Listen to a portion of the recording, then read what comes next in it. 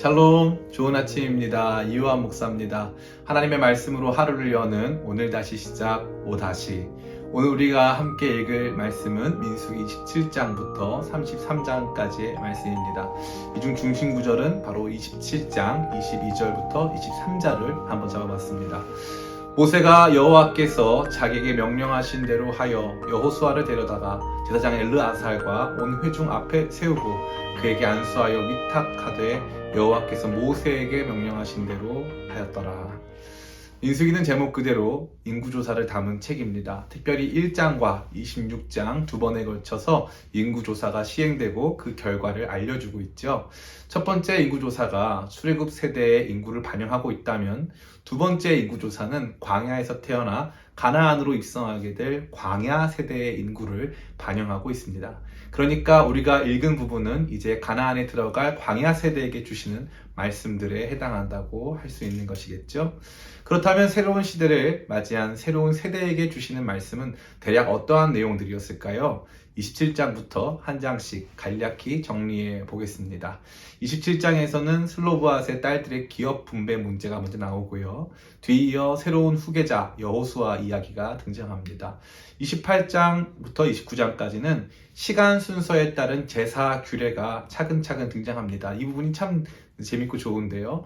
상번제, 매일 드리는 거죠. 그 다음에 안식일, 일주일에 한 번이죠. 초하루, 한 달에 한 번입니다. 또 6월절, 77절, 장막절은 이스라엘의 3대 절기가 되겠고요. 그 중심에 있는, 1년 중 중심에 있는 대속죄일까지 이 시간 순서에 따라서 마땅히 드려야 할 제사에 대한 규례가 등장합니다.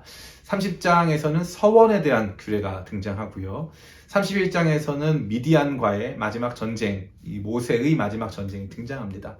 32장에서는 요단 동쪽에 기업을 얻은 지파들이 등장하고 33장에서는 출애굽 전체 경로와 가나안 입성 시에 해야 하는 행동 수칙이 등장하고 있습니다.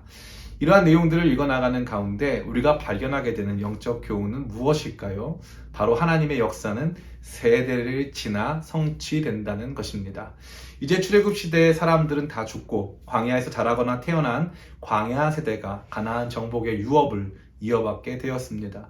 오늘 우리가 읽은 말씀 속에서도 모세는 이제 새로운 지도자를 세우고 마지막 전쟁을 치르며 광야 세대의 가나안 입성을 준비시키는 최후의 사역들을 시작하게 된 것입니다.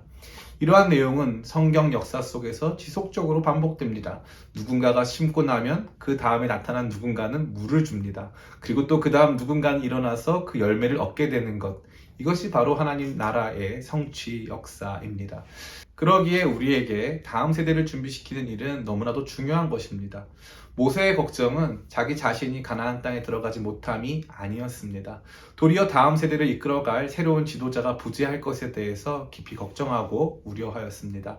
민수기 27장 16절부터 17절입니다.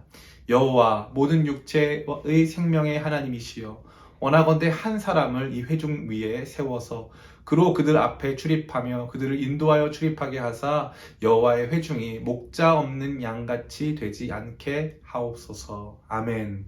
우리에게도 이러한 인식이 필요합니다. 우리 세대의 열매를 얻을 수 있는 일들도 분명히 있겠지만 하나님 나라 역사 속에는 우리가 심고 물 주어야 하는 일, 즉 우리 자신이 열매를 거둘 수 없고 다음 세대에게 의탁해야 하는 일들이 분명히 있다라는 것입니다.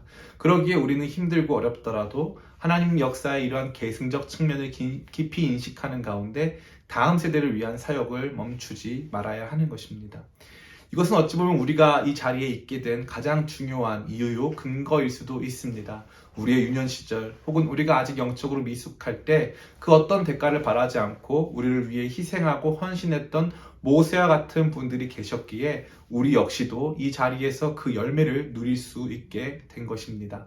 침체되는 한국교회의 현실 속에 이 말씀은 우리에게 다시 한번 큰 도전과 소망을 던져주고 있습니다. 하나님 나라 역사의 위대한 진전을 바라보며 다음 세대를 향한 마음을 품고 우리에게 주어진 자리에서 오늘도 씨앗을 심고 물 주는 우리가 되기를 원합니다.